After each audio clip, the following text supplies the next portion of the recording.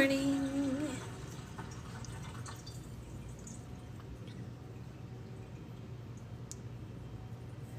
How's everyone doing? Morning, morning.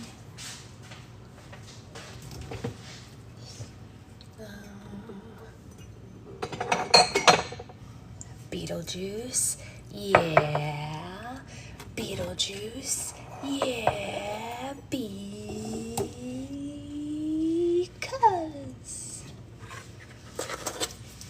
I said it, except only 2 times. Morning. I didn't say it 3 times because I'm not trying to summon him right now. We don't have the time to deal with that right now. It was a lot of fun, right? It was a lot of fun. Definitely good. Definitely well done. Definitely sweet.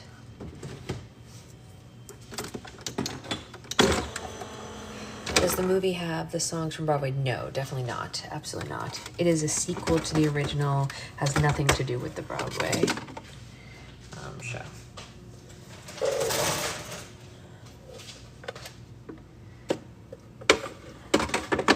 Good morning.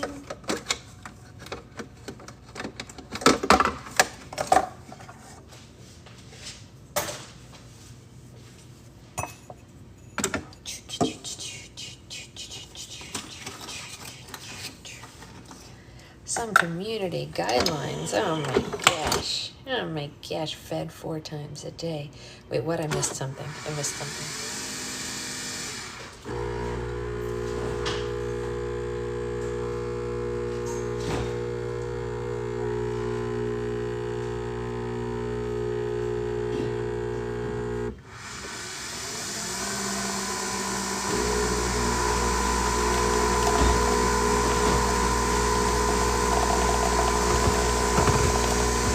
Good morning to you all.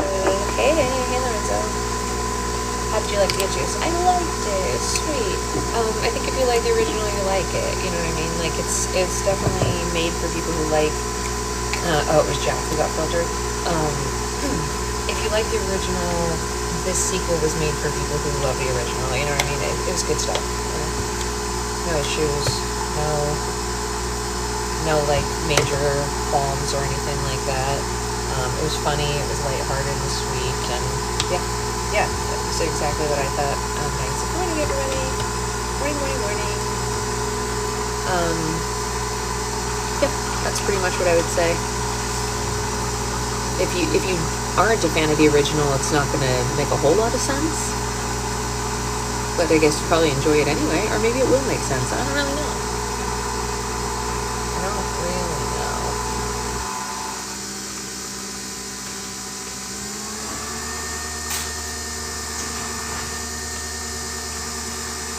I'm currently on a journey to eat all the food that is currently in our home so that there's nothing here while we're gone, really. So I'm eating this cookie butter now with an excuse. We saw Deadpool and Wolverine yesterday and Blinkers. Oh my gosh, that's so much. How was the cinema opening? Any people you used to work with there? Yes. My 2 bosses were there. The designer of the whole place who I knew and worked with was there, and one of the first people that I trained, and she took over the marketing department after I left, was there also. It was very good to see them. We had a lot of fun. It was very sweet, very well put together, and I heard from them all that it was their favorite opening so far of all the locations, so that is exciting for them.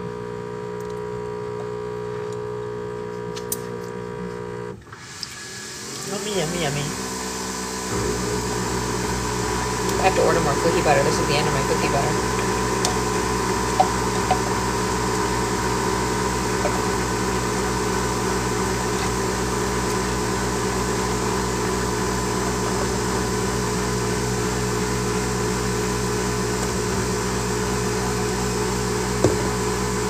I did not know that either, Naisa. I did not know that. You could have quizzed me on that, and I never would have got there.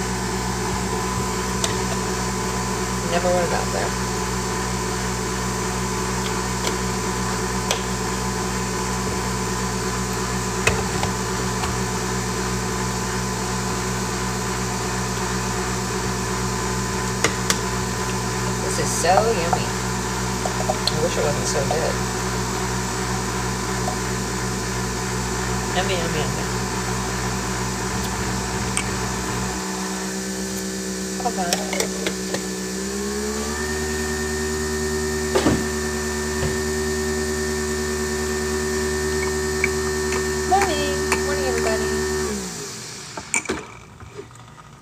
Morning.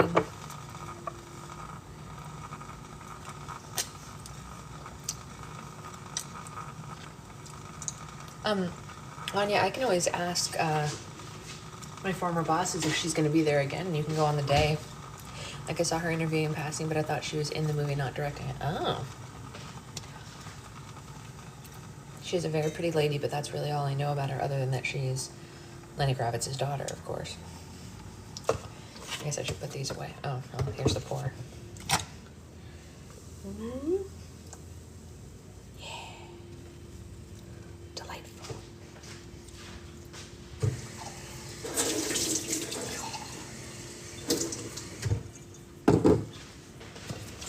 I'll be right back. 2 seconds. Put these all in the fridge.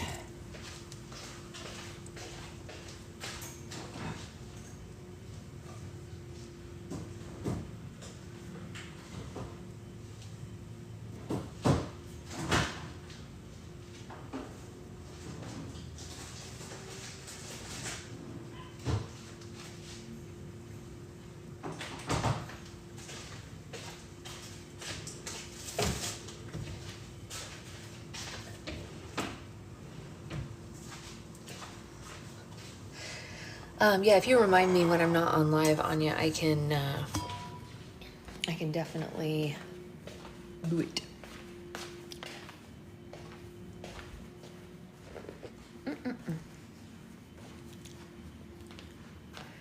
Yummy. How's everyone's weekend? Did you all have a good time doing your various activities? Stay. Oh, no. Come on, just tighten up. There we go. Yeah, it's a lot of fun. Definitely would recommend to anyone who has kids, for sure, you know. I think if you wanted a not busy time, it would also make a pretty fun, like, date or whatever. People used to come to the New York one on dates, and it was very cute.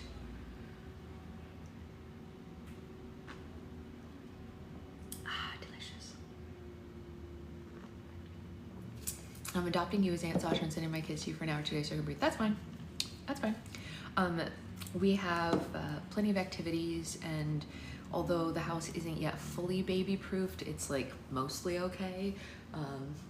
Like, we don't have stuff in the plugs or anything, but as long as they're not sticking their fingers in the socket, it's pretty much okay. We do have snacks. I've got cheese sticks, I've got fruit, I've got like crackers and stuff. We also have milk and juice, and kitty cat headphones that light up. Caddy wants her birthday in December this year. Oh, at the New York City one. That'd be fun. They love cheese sticks and reading books, so this will work. Yeah, we have lots of books. Jen, welcome back. Hey, how are you? Jen, did you see Beetlejuice this weekend too? I can't remember who all was seeing Beetlejuice this weekend. We did. Yes. I don't know why I stopped like that, as if I had more to say. It was fun. Hey, Nikki.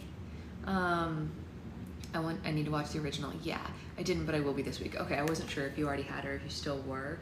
I knew that there were like a bunch of us from the group that were seeing it this weekend. I couldn't remember exactly who it was. I wanted to, but I didn't get the chance yet. Yeah, we went actually on opening. Well, on the, not like anything special, but just like the first day it was available.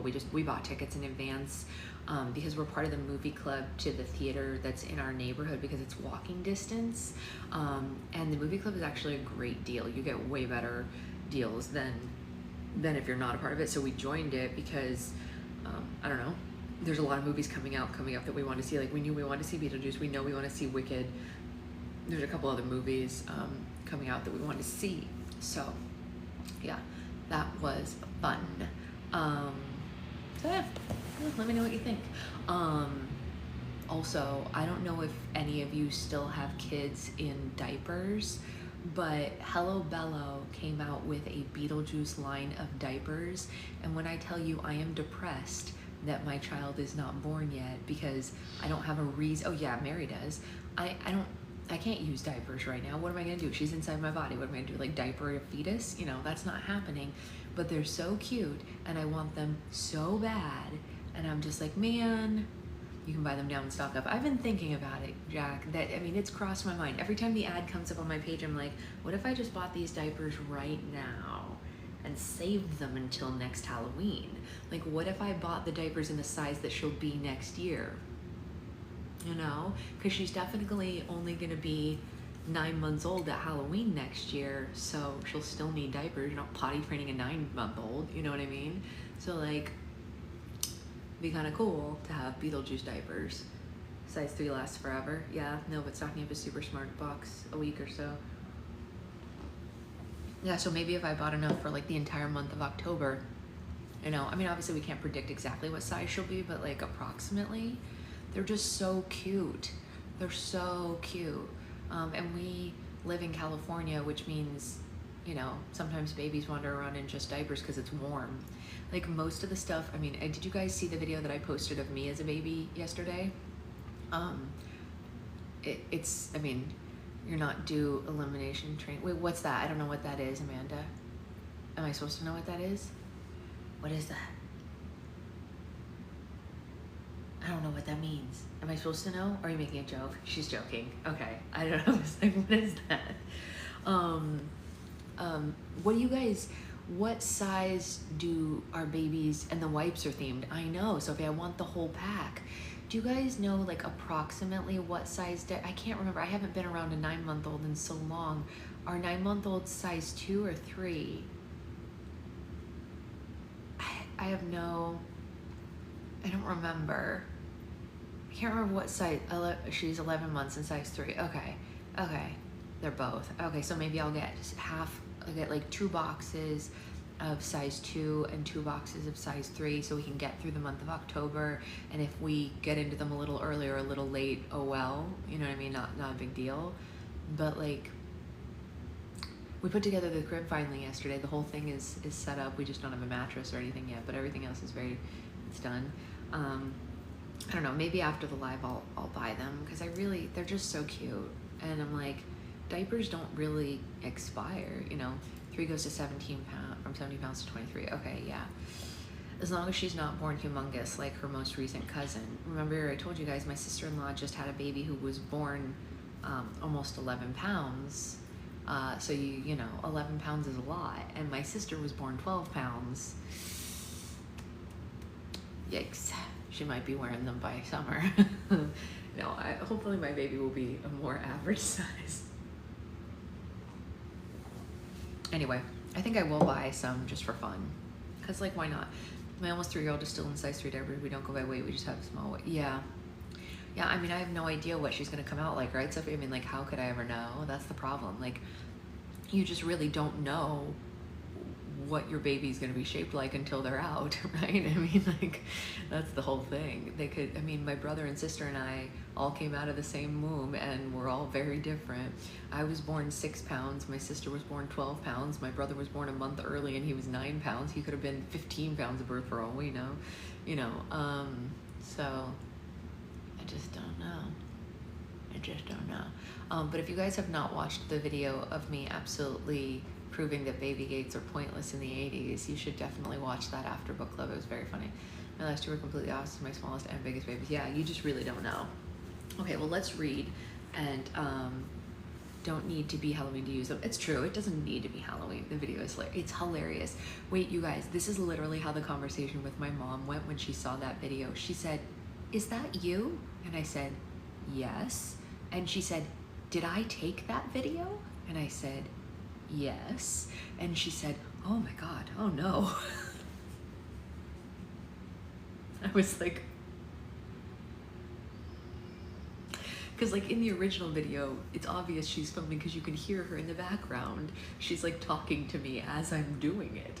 And I was like, The 80s were wild, you guys. We found this video that catalogs like the entire fall of 1985, and some of the stuff that's going on in it. Secret Husband was watching and he's like, who's watching this baby? And it's clear that it's just a nobody. There's a moment where on camera, a literal 9-month-old, maybe 10-month-old Sasha manages to get from the floor onto the kitchen table before anyone notices. I just climb right up the side of the chair and then up onto the table. No one's paying attention. Who is holding the camera? What are you people doing? It's ridiculous.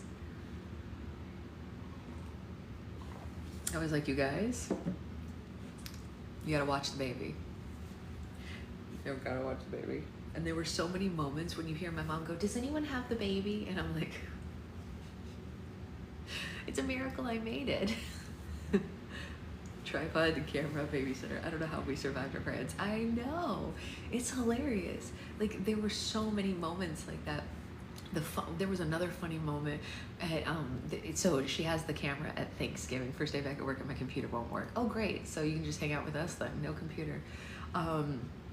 It was Thanksgiving in one of the videos, and one of my cousins, like second cousins, is like about 8 years old in the video, because I'm the youngest until my brother and sister. Like, all of my cousins and second cousins are way older than me. Like, they were teenagers or 8 or 9 or whatever before I was born. So my cousins who you guys have seen in videos a couple of times, they were all teenagers already. Girl at Family Things, which randomly asked where my kids had their feral is fine. Yeah, no, that happened.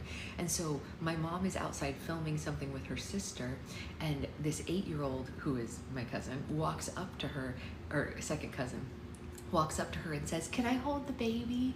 And my mom looks at her and goes, do you know how to hold a baby? And she goes, yeah, I do. Meanwhile, this is the youngest child born before me, so she doesn't even know any babies, right? Like, I'm the only one that's been born since her. And she's, yeah, I know. And my mom goes, okay. And then later, when you see my mom go with the camera, my grandma's there, like, watching her hold me like this, going, please don't drop her, please don't drop her. It's like, who are we trusting with this? We're just giving our children to whoever at this point. Do you know how to hold a baby? Yeah. I don't know that you do. It was very funny. The whole thing, it was absolutely hilarious. Yeah, very, very funny stuff. I will also tell you, there was a moment that we forgot to tell my mom about. The secret husband was like, you should ask her about this now. There's a moment where it's Thanksgiving and I'm sitting at the table and I keep reaching for my mom like this, and I'm like crying and I'm like begging her basically to pick me up. And she's just filming, right? Not picking me up. And I won't stop crying because, I don't know, I want her to pick me up, I guess. I mean, like, I don't remember, obviously, I was a baby. And she looks at me and she says, Sasha, this is on film. Don't cry, or when you're a big girl, you're going to be very embarrassed by this.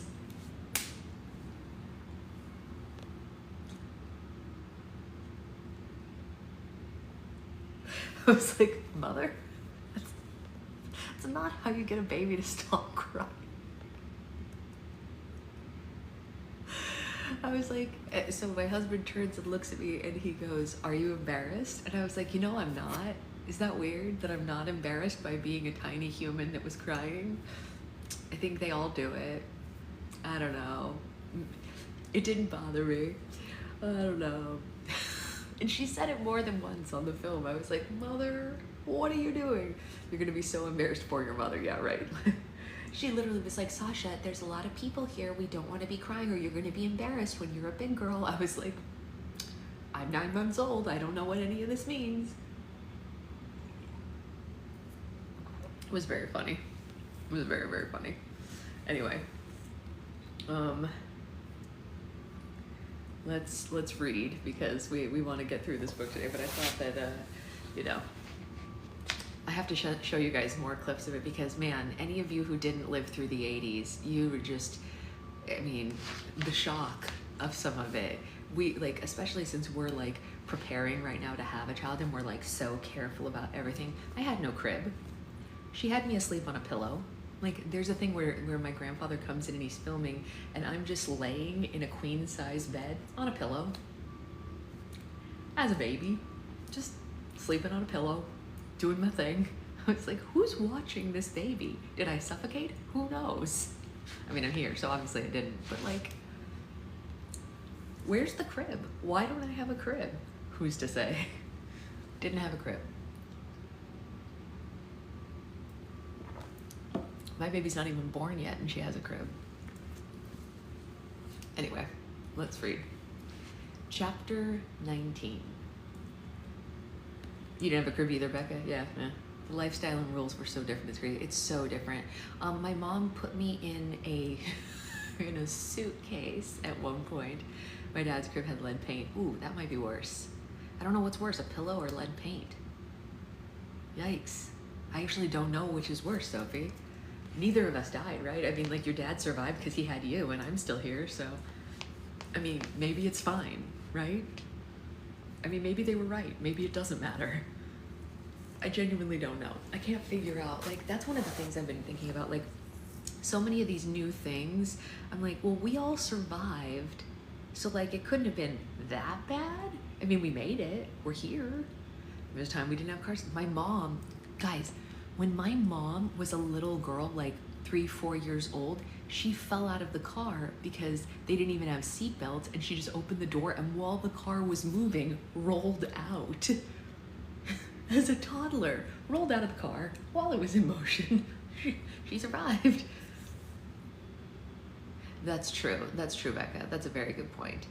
I also rode in the backseat of trucks and station wagons with no seatbelts. We sure did. We sure freaking did. Yeah, it's weird. I mean, I'm not saying obviously we already got our baby a crib, so I'm not saying I'm gonna put her on a pillow on our bed or anything like that. That's not the plan.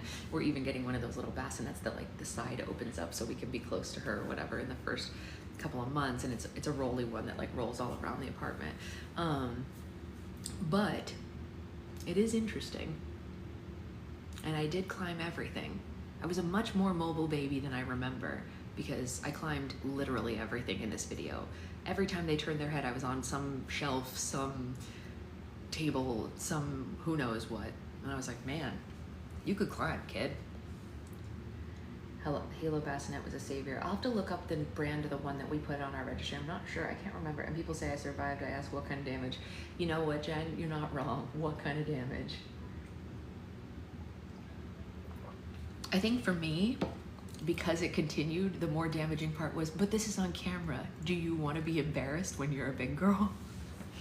Yikes. Anyway, chapter 19. The cabin smells like bacon when I wake up. Granted, the bacon smells a little burnt, but any bacon sounds good right about now. I push myself to my elbows. The space beside me in the bed is cold already, and it's no reason for concern. Hayden has a few red flag personality traits, mainly knowing where so many U.S. military bases are and far too much about horrifying murders and monster sightings, but he also goes for runs early in the morning. I haven't willingly run anywhere in 15 years. The sheets still smell like him. No, sorry, they smell like us. A woodsy musk mixed with rose and vanilla, and as I pull myself out of bed, I hunt for my underwear and the first piece of clothing I can find, which also happens to be a heather gray t-shirt that Hayden left on the floor. I pad into the kitchen and follow the smell of breakfast. I find Hayden hovering over several browning pancakes and see bacon popping on a frying pan next to them. I eye a pot of fresh coffee too, and he's still wearing a sweaty Red Sox t-shirt and gym shorts, looking unfairly handsome for this hour of the morning. When I finish working out, I look like a damp gremlin, except I don't duplicate. I lie on the couch until the pain stops. Hayden finally looks up as I lean against the island counter, immediately breaking into a coy smile. Morning. Before I can answer, his eyes drift lower to my shirt and he leans against the stove, arms crossing in front of his chest. He's beaming. Of course, we had an excellent time beep boop, the hell out of one another several times the night before, and this is something else. What are you smiling about? Your shirt. Well, my shirt. I finally look down and roll my eyes. The shirt's been run through the wash countless times and it smells like him. He's woven deep into the fabric of it itself. I drown in it and if I belted it right, it would be trendy for brunch with Bigfoot. On the front of the shirt it says, I want to believe, and suddenly it all makes sense. You look good. You kill me, I spit back. You must really love me if you're willing to wear an I want to believe shirt, like, seriously. love. I stumble over the word the way that he doesn't. There are more and more moments lately where I look at him and the same words pop into my head. But to say it would be a confession. Someone wanting to love me sounds like a conspiracy theory I'm not yet ready to relent to. I swallow my skepticism and slide toward him. I'm wearing it because it was the first article of clothing that I could find. I'd never wear something like this in public, ever. Hayden's eyebrow rises as I wrap my arms around him. One arm tends to the crackling bacon beside us, and the other pulls me into a kiss. And he tastes like coffee, mint toothpaste, and a skipped day of shaving. His kisses come rough and scratchy, but I can't argue or think to pull away. So I know that this is the real deal when I catch you. So I'll know that this is the real deal when I catch you wearing my X-Files t-shirt in public? I nod. Yeah, sure, whatever. We can agree to that. Good. You can keep it. I have 3 others. I blink rapidly. You have 3. You know what? No. I'm not even going to ask you to elaborate on that one. It's better that way, Hayden says with a wink. And many things are better when I don't ask, like whether he wrote X-Files fan fiction in high school or if he'd actually be willing to get shot by a laser beam storming Area 51. I'm actually afraid to know. What are we having for breakfast? Well, he begins, raising the spatula emphatically. After my run, I realized we didn't have much food, so I went to the store. So, pancakes, some bacon, and another box of things for beep boops. Are those in the toaster? No, I mean, we have things for beep boop now, is what I meant. The tiny packet I got at the gas station might run out before we get back home at this rate. I laugh again and slide against his chest, and he takes hold of me and kisses the top of my head. The forest is quiet, and we're only in the cabin for some distance. The gutter drain drips rain outside, but the sun's breaking through the trees and into the heavily windowed living room. Hell, a bird even chirps in the distance somewhere. And the person I'm with wants to make me happy. It's more than I can even ask for. Don't like me too much, he teases. We still have to make up a lot of ground for hunting Bigfoot. I grumble. Oh, I was hoping you'd given up on Bigfoot. Hayden tilts my chin up and brushes his nose with mine. Never. Morning, Stephanie. I return home to Nora watching HGTV with a grape-eating Lizzie nestled in her lap. As great as the weekend away was, I do miss my bed, and I cannot wait to shower the woods away from my hair and skin. Good job, she whispers to the lizard before looking up at me. Oh, hey, did you find Bigfoot? We did not find Bigfoot, I confirm, shedding my bags onto the armchair. We didn't find any Fresno night crawlers or ghosts in the Winchester Mystery House either, though if you ask Hayden, something untied his shoe in the house, so the verdict is still out. Good content, but no cryptids. That should be your tagline. Of course, Hayden will never support that, but it is true. I unzip my backpack hunting for my phone, and Hayden's gray I want to believe shirt falls out of the bag and onto the floor. Nora's brow rises as she studies it. Wow, you've drunk the Kool-Aid, I guess. No, I debate if I want to lie and say that I do, in fact, own a UFO shirt, or if I would rather fess up and admit that it's not mine, but it's Nora. Nora who saw me at my absolute worst. Nora who was so strange and offbeat herself that she embraced me and everyone else's quirks too. Nora wouldn't judge me. And I have an image to uphold, god damn it. I can't have anyone thinking I believe in aliens. It's not my shirt, it's Hayden's. Her eyebrows don't lower. Uh-huh. I see you've hit the sharing clothes stage of being co-hosts. And discarding clothes, clearly. Never know when I'm gonna need a costume for the show. I'm about as convincing as a poorly photoshopped photo of a cryptid, of which there are many, I've learned. Has it been clear to Nora that Hayden and I were falling into each other's orbits this whole time? Right, she says. Nora whistles the Jeopardy theme song, tossing the t-shirt back to me, and I shove it into my bag and let out a long sigh. Fine, I slept with him. See, she cheers. That's far more reasonable of an explanation. Oh, come on, Hallie. It's like you haven't even watched any of your own episodes. Why do you think that there's fan fiction being written about you two? You promised to never tell me if that was happening. Her hands shoot up in surrender. Okay, sorry. It exists. Don't you dare. It's out there. I throw a pillow across the room at her. I hate you. Aw, your shippers are gonna be so happy, Nora says. I don't know if we're even going to talk about it yet. We haven't discussed it, but for the sake of the show, I'm not sure if we're going to go from 0 to 100 that fast. I don't want it to cause, I don't know. She sinks quietly into the couch too, and I cross my arms in front of my chest. All weekend I was in a trance, and even in the most intense moments, I didn't stop to think about the implications of us being together. What'll happen is that the internet will explode. At least your corner of the internet will explode. Yeah. It's something else? It's Cade. It's Scroll. What about them? She asks. How could I tell her that I feared someone I'd already cut out of my life? That I still did things and worried what Cade would think? That his claws dug into me for years, and now that he's even pulled them out, it's like one of them has broken off and left itself embedded in my side. I knew that this would happen when I eventually started dating again, I say. I worried that Cade would say, who the F cares what that jerk off thinks? Well, I don't. I worry about the repercussions. I worry what he'll do or say to me or my partner. I don't want them to get stuck in the crossfire of his BS. What could he do? Like, realistically, what can Cade do? I don't know, Nora. Tell people how terrible I am, or she nudges my knee with hers. So? He's arrogant and he only cares about himself. If he stops doing nasty shit, I think like he'll die or something. If he starts spewing BS about you or Hayden, I think it says more about his character than yours, and your fans aren't going to listen to a word of it. And if you let him dictate your happiness, you'll never be happy. You can't let him do that, Hal. And if you pull away from the good and the happy things in your life for the sake of easiness, where does that even get you? You can't quit on yourself just because Cade sucks. He's always sucked and he's always going to suck. Her arms wave eagerly over his head. The man is made of suck. But you left him so that you could be happy, so that you didn't have to deal with his suck anymore. And I know it's hard to break that mindset, but you can't let him control you. He doesn't deserve that. I pull into myself, and I don't want Cade to have that kind of power over me anymore, but I worry that no one could love someone who paid so much mind to an ex as I did. How much of hearing about my hurt could Hayden handle before he decided I wasn't worth the trouble? How do you feel about Hayden? Nora finally asks. I don't know what I can tell her. What I do feel isn't easy to put into words. It's the warm feeling of a bed, a crackling fire, a tight hug. It feels like being safe and brave at the same time. It's like I believe in something for the first time in a really long time, I say. Like aliens? Nora asks. No, absolutely not. Hayden's made his entire life about taking care of other people, often at his own expense. He's never expected something back. He doesn't expect me to hold him up because he's so good at doing it himself. But I don't want to let him alone anymore. He finds the things that mean a lot to me, and then he keeps doing them. He knows my coffee order. He consults with me before making choices. He wishes me goodnight every night because I mentioned I liked it once. This has to be what falling in love feels like, and I know that because it's unlike anything I've ever felt before. It hurts, but in the best way.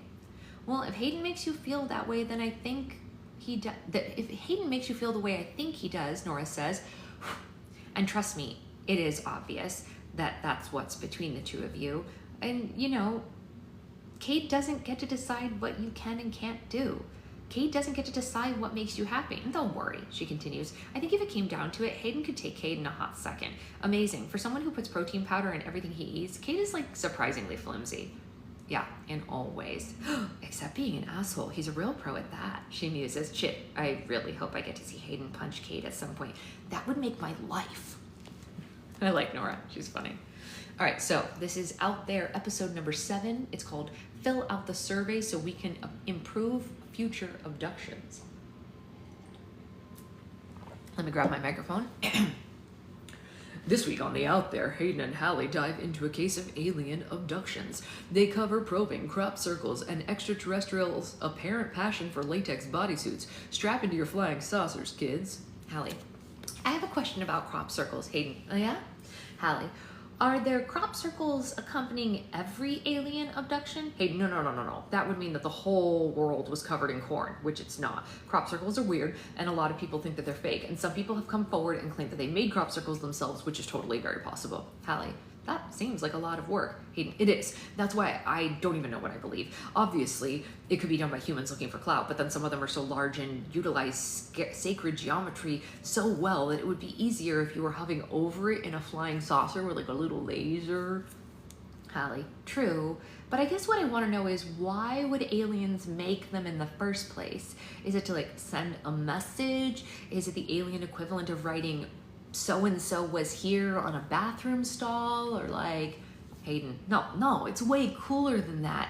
They at least display skill. Hallie, I do like the idea that aliens come to Earth to do arts and crafts, though. That is kind of nice. Hayden, did you just say that aliens come to Earth? I want to hear it again.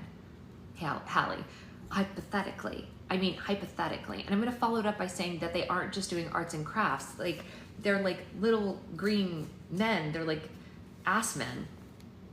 Excuse me? Hallie, the probing. Why do they have a thing for butts? Like, all of the parts of the human to pick, it's always your butt? Hayden, Well, it's not meant to be sexy, it's for science, but to refute your point, there have been cases where they've gone through the belly button, so when you do get abducted by aliens, make sure to let them know you like the belly button instead of the butt option. Hallie, you think they'd ask? Hayden, oh yeah, they ask you at the door. Comments. Slim giggly. Call me a conspiracy theorist, but they're looking at each other very differently in this episode. Lucifer, at Slim Giggly, agreed. Blackwood Babe 201, at Slim Giggly, at Lucifer. If it's of interest to you, another fan put together a breakdown of how many times they touch each other per episode, and the number has gone up at least 2 touches over the past several episodes. It's exponential growth. Dean Vengeance, at Flatwood Babe 201. That's not how exponential growth works. Flat Earth Round Ass. For the Haley shippers, it's their names put together, Hayden and Haley, or Hallie. For the Haley shippers, check out the latest installment of my multi-chapter fic, 5 times Hallie didn't believe in Hayden and the 1 time she did. Link. That's very funny. Chapter 20.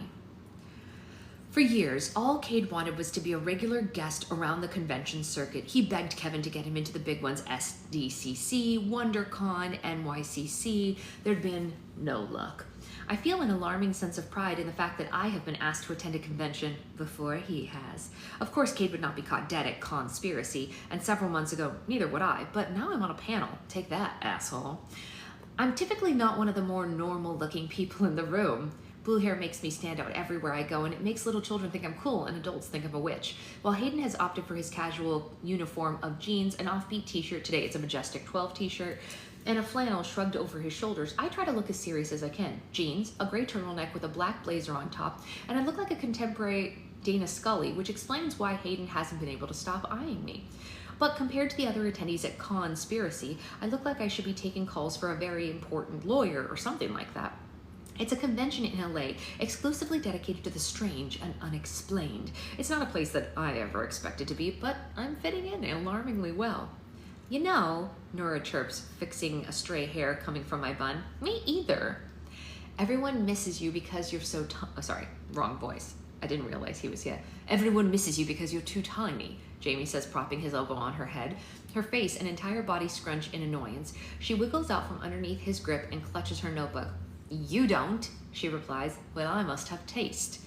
You go to Fathom events at the movie theater. Hayden steps into our meeting room at the LA Convention Center, 4 badges in hand. The small plastic bag is shaped like an alien head, but in place of big beady eyes, there's a sticker at the center that says, Hallie Barrett, talent, out there. Giddy energy courses through me. I guess I never expected to be known for things I did. Well, not publicly anyway. My name was on Scroll Videos for years, and I did appear in some of Cade's videos here and there, but I did little more than garner me a small bundle of Twitter and Instagram followers. I was just the girlfriend that happened to be there. But since Out There's premiere, my following has expanded tenfold. I feel more pressure to post because people care what I have to say. They want pictures of the 2 of us goofing off and our B-roll, and for some reason they want to know what kind of hair dye I use. People ask my opinion, and when I give it, it's valued. This is new and unfamiliar, and if it brings me to conspiracy theory-themed conventions, well then so be it. I do wonder if I'm going to be a pariah here with my sheeple aura, or will they know right away that I'm a resident skeptic? Granted, I'm less concerned while reading the program than I would have been months ago. Worms from space, a dive underground. Portals and points of no return. Bohemian Grove, the woodland hanky-panky, or is it something worse? I do wonder if I'm best off playing my role. If we've been invited as Hayden and Hallie from the Out There, then people will be expecting me to poke holes in everything he says and play the straight man on stage. In case any of you don't know, which I'm sure most of you do, there's a term in TV and movies and theater. The straight man doesn't mean straight like straight versus gay. It means like either the non-believer, like she is the straight man in this situation because he's always like so good, like I really believe all this, and she's like, yeah, but, or in theater it might be like the like serious character to a funny character or something like that, you know? So that's what she means there. Hayden drapes my badge over my head before passing the other 2 to Jamie and Nora. All right, we're official. That'll get you 2 into any panel you want and into several of the autograph signings as well. Jamie raises an eyebrow. Excellent. I was really hoping to get my copy of Bigfoot Erotica signed. Regardless, this is great press for the show. This isn't an audience that would be normally tuning into Scroll's content. I wonder if it'll be enough to knock Newbie Brothers out of the top spot. Our Bigfoot episode ranked larger than usual numbers, but Newbie Brothers saw a spike as well, and the rest of the shows are trailing far behind both of us. No, Hayden agrees, they don't know Scroll, but they know me, and soon they'll know Scroll too. I knew buying Bernard that drink 2 years ago would come in handy one day. Shame about Mark, though. What happened to Mark? I asked. We hadn't originally planned on attending Conspiracy. It came to us as a happy accident when Mark Larkin, an allegedly hip and renowned UFOologist, suddenly couldn't make it. Bernard, another researcher Hayden had met at a different conspiracy convention, needed a last-minute replacement on the panel. Well, he took a trip to Mount Shasta, and he extended his trip. Mount Shasta wasn't too far from where we hunted Bigfoot. Northern California is lovely, so I understand why a guy would want to go and take a nice long vacation up in the mountains. No, he took a trip to Mount Shasta. Remember what we talked about? Mount Shasta is a portal to another dimension. He's not coming back. You are awfully concerned about that. Nora and Jamie usually see us at Medium Professional. When we get to the Scroll offices, we have scripts, clips, and talking points, and they see us flub words and break character to laugh. They do not see all of this. They're not subject to the shouting matches where Hayden and I volley back and forth on some of his more ridiculous theories. We aren't really arguing with one another. It's not personal. If Hayden chooses to take my dismissal of a theory that George Washington was met with aliens on the Battle of Valley Forge personally, then that's something he needs to work out with himself and discuss with his psychiatrist. Hayden holds up his hands in surrender. He knew the risks, and he went anyway. Harsh. We migrate through the crowds of attendees, lined up for book signings and photo ops with notable figures in the Fortean community. I don't know what that means. Maybe we should ask her. A few giddy young girls stop us and ask Hayden for a picture, and another random man asks him for an autograph. A third random man intercepts us entirely. I'm lost, but listening intently anyway. There's something about monoliths in Antarctica and ley lines. Hayden answers politically, saying he can't offer comment on that matter right now. We make our way to the exhibit hall, and a small room with 100 or so chairs are lined up against an elevated stage with a long panel table. Attendees filter into the room, and the other panelists claim their seats behind their placards. Hayden casually chats with individuals he knows, introducing me as his partner. I like this better than co-host. We're partners. What we do is ours, together. We find our seats, and I snap a photo of our nameplates because this is effing cool, and a sudden rush of anxiety sweeps over me. I'm about to face an entire gaggle of conspiracy theorists with my skepticism, and I don't really know how that's going to be received. I wonder if they'll throw tomatoes at me. I'm afraid of the kinds of questions that we're going to be asked. When we're blocked mostly by the table, Hayden gives me small back rubs, sensing my nervousness. Meanwhile, he's totally in his element. The topic is the unexplained in the digital media age, which I feel confident I can talk about from a technical standpoint. My producer background might come in handy here, and I know how to market a lot of things. I even know how to market cryptids and monsters. The moderator runs down the panel, listing renowned UFOologists and demonologists who've gone viral or hit it big with their shows on streaming sites. And Hayden covertly informs me of how the moderator, Nina, got famous by reacting to scary videos on YouTube. And as she reaches Hayden and me, she notes quickly that Mark Larkin couldn't make it and sends his apologies. No, he doesn't, Hayden whispers away from the mic, and there's a smattering of applause before Nina begins to lead the panel. Her first question centers on how panelists choose to use more contemporary mediums to display their work. Hayden offers a curt response about how it allowed him to do what he loves but also be close to family. And we volley through questions about work histories, most intriguing finds. Finally, Nina refers to Hayden's earlier statement and directs the next question to him. No, Hayden, I'm glad that you brought up what you did earlier. Obviously, we're at a point in time where everyone has a smartphone and everyone's heard of YouTube all in the palm of their hands. How would you say the digital age has made hunting for the otherworldly more accessible to people? He leans forward, clearing his throat. Well, the most important part is that anyone can do it now. I think that people's viral videos and their experiences that they've documented, these are just like normal people. You don't need a fancy ghost hunting equipment or anything to share what you've lived through. And I think it highlights how odd the world is and how often people encounter these types of things. Nina laughs. Well, now considering what you've said, I want to hear from Hallie. He says the world is odd. Meanwhile, you are a known skeptic. I've been having such a fun time with the author these past few weeks, so congrats on the quick success, but you are dismissive of a lot of things that Hayden does want to talk about. I lean forward on the mic. Well, isn't that evidence enough that anyone can get involved in this? A series of small giggles. Well, I suppose so, but how did you get involved in the first place? Well, I've been with Scroll for several years now, and I did a lot of producing other series, and I was behind the camera for a really long time. And when I was looking for a prospective show, I stumbled upon Hayden on Cosmic Conspiracies. Oh, great episode, one of the other panelists says. Hayden here was talking about how Bigfoot might have been an alien, and granted it was super late at night and I might have been inebriated, but it was the most captivating thing in the world to me at that time. Yeah, but you don't believe in it, Nina argues. Sure, but orcs and elves and stuff aren't real either, and we all watch 12 hours of Lord of the Rings without question. And whether you believe in it or not, it really is interesting. Plus, Hayden is a spectacular writer. He's made someone like me want to work with him right away. So maybe it's genetic, Nina proposes, and Hayden shifts in his seat, biting on his lip as she says this. He's had people ask him to sign his dad's books here, which he kindly refuses, and understandably so. Instead of opening up about his dad, he leans to the mic. Well, it's either genetic or all the X-Files fan fiction I wrote in high school. I knew it, I shouted, garnering laughs.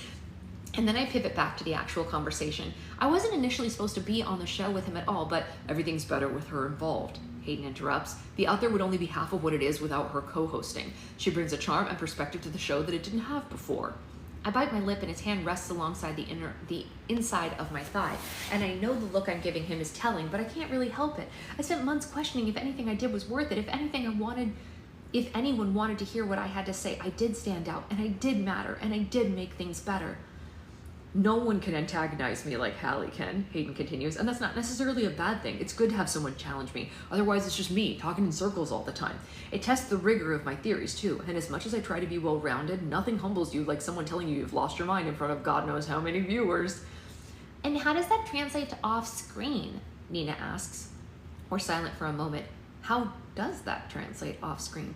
Well, taking each other's clothes off and banging when we're supposed to be Bigfoot hunting, but and me only getting bits and pieces of the X-Files show between kisses. Well, I don't take the arguments we have personally, Hayden asserts. And I don't hold the weird parts of him against him, I finish. Clean save. Where we butt heads is where the magic happens. Regardless of what weird shit Hayden says, I respect his right to say that weird shit. He's also great in that he doesn't let the harmful conspiracy theories have much attention. If he does, he's going to point out why they hurt people. I can respect that. And he does make you think. Sometimes I don't know what he makes me think, but I am thinking, as someone who listened to the podcast beforehand, Amara, one of the other panelists, adds, I think it made the show more personable. And by the way, the way Hallie pushes your buttons is totally hilarious. Honestly, she really does have some good points. But I have some good points too, Hayden scoffs as I cheer. Thank you! We wind down the panel and most of the Q&A questions are oddly specific and directed at other panelists, but that's perfectly fine by me. Another asks about my hair dye, and I'm gonna have to ask the company to pay me at this rate. I guess I have to keep the blue hair as a part of my brand, TM. As we disembark from the stage, we reconvene with Nora and Jamie, who have been taking photos and posting them on socials as we spoke. I feel hopped up on energy, and I feel important. I feel seen, and like I've stood out, and the whole time, Hayden was happy for it. He never tried to drag me down, instead bouncing questions to me when he knew I'd have something funny to say, and he never scowled at me as I interrupted to banter with him. This is how we are. We love each other's weird. In fact, I think I fall for Hayden the most when he's at his strangest. Hayden advised, as third-time attendee of Conspiracy, that the exhibit halls aren't terribly large, so we didn't need to spend an entire day there. We wandered around the central hall a few times, posing in mock alien test tanks, and he makes the rounds with writers and researchers he's featured on his show. This is so his element that it hurts, but I do love this side of him. The second Hayden steps into a world where he knows he's accepted, he thrives. He's kind and considerate, taking time for even the most curious fans, and I've yet to see him even miss a beat. The four of us agree on drinks at a nearby bar after we've checked our conspiracy boxes. And over a whopping plate of nachos and beer, I know there's a place for me within this weird little world too. I never anticipated the comfort that it would bring me, and I have to believe that there are more good, exciting things ahead. At one point, both Jamie and Nora disappeared to the bathroom, leaving the two of us alone. You were spectacular today. I smile. Really? Really? Well, so are you. I like seeing you like this, peak weird. No, Smart, comfortable, authentic. It's what I saw the night of Cosmic Conspiracies. I knew there was something special about you. It's also uncomfortably sexy. Hayden's lip twitches up, and with a quick glance towards the bathroom, he leans in, and our lips meet with the taste of blonde ale, and I wince at the mild twinge of jalapeno from the nachos. He finishes with a kiss on the nose before anyone sees us. It's well past sundown when my phone buzzes on Hayden's counter, and I ignore it for a moment. You cannot teleport an entire battleship, I insist. Have you tried to teleport an entire battleship? Look, they're talking about how some of the crew's arms and legs were embedded into the hull of the ship, and while they were still alive, Hayden says, gesturing wildly with a carton full of lo mein at the documentary series on the television about the Philadelphia experiment. My phone continues to buzz, and this time I pick it up. The screen's ablaze with notifications. I partially expected it to be my mother or someone telling me that a family member passed, but no, it's all social media comments. We've been more active than normal today, but nothing we've ever posted has gotten this much activity. What is it? He asks. I scroll and my heart rate picks up. These are comments. I knew it, in all bold. Oh my God, y'all, screaming, crying, throwing up. Do you think they'll break up by the time I turn 18? I'm 15 now, and I was so hoping he wouldn't find someone until I have the chance to meet him. Those are all comments. There are so many heart eyes and crying emojis, I don't know what to make of it. I see how many new photos have been added in, and it's a lot for one day at a passively well-attended convention. Conspiracy is not San Diego Comic-Con by any means. Then I see exactly why. It's a photo from happy hour when Jamie and Nora went to the bathroom, and Hayden's hand spans across the side of my face and clutching the fabric of his flannel. There is no question what we're doing. I can feel the taste of his lips against mine and the soft kisses that follow, the first teasing and adorable. But now it feels like a secret spread too wide, and the nausea builds in my gut. Hayden? I slide my phone across the kitchen island to him, and he softens, blushing. I wish I could share his enthusiasm and affection. Aww, he says, his head tilting like a puppy, and then he registers my expression.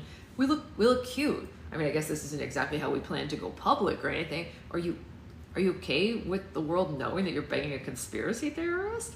No, I huff. No, it isn't like that at all. That's not... After a moment's consideration, Hayden drops his food and leans across the counter, clutching my hands. Hey, wait, what is it then? No, I'm not ashamed of you. I don't think you're weird or feel embarrassed about what you do. I just... Everyone knows now? I nod, and his fingers weave between mine.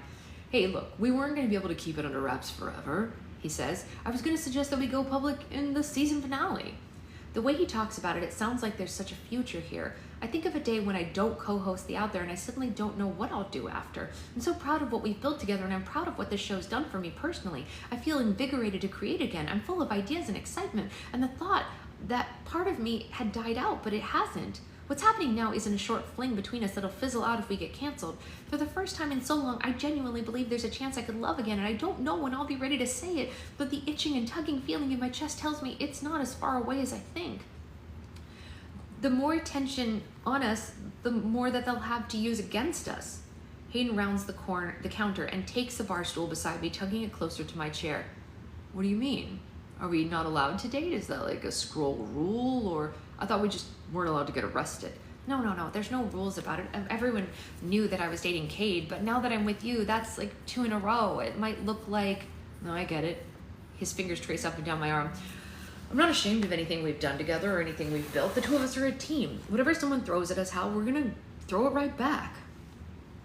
I know he's formulating scenarios in his head, and since I'm a woman in the media, the guillotine will always come down much harder on me. There'll always be someone commenting on how I dress, what I weigh, if my voice is annoying or not, and I've learned to live with that, but fuck, I learned to live with someone doing it in my own home, but I don't have to do that anymore.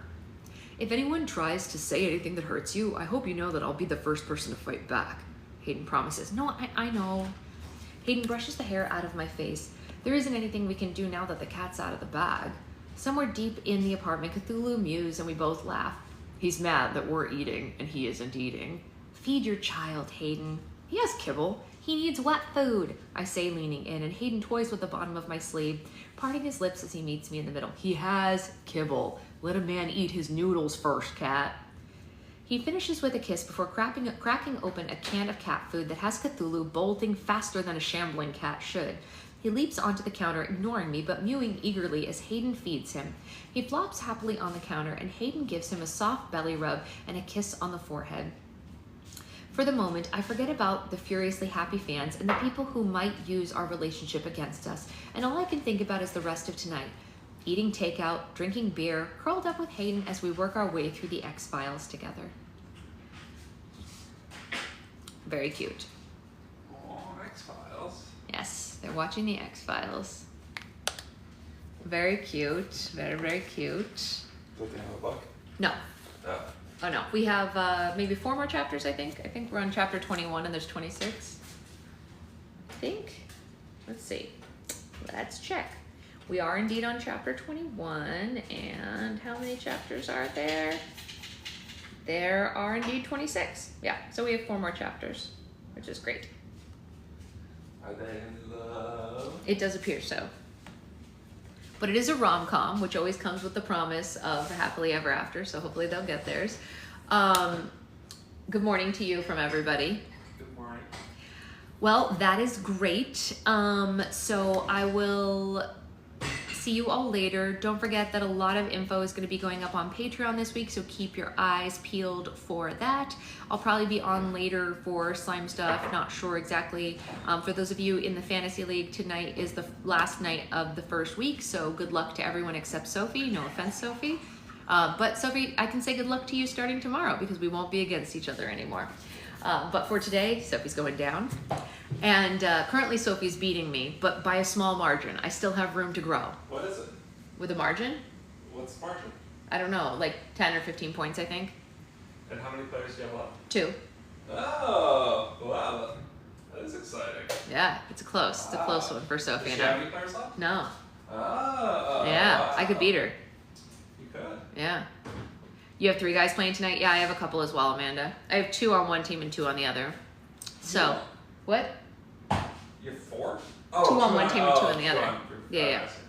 Because I'm in 2 different leagues. In your league, I have 2, and in their league, I have 2. My league, you are. There's no hope for me in your There's league. no hope. There's no hope. Well, Something there's always miraculous. hope, but it would have to be Something miraculous would have to happen for Somebody me would have to to have win this insane week in the game. other league. Somebody would have to just like dance their way across the goal line like 75 times. No, I mean, not that. That's, Pretty close. Pretty close to that. But I will see you all later. Have a great rest of your day. I will be talking to the author today to see what her schedule is for the end of this week. We're definitely finishing the book this week, so hopefully maybe we can talk to her Thursday night or something. That would be super fun. Or like Thursday early evening, you know, or something. I don't know. We'll see what her schedule is like. Yada, yada, yada. All right.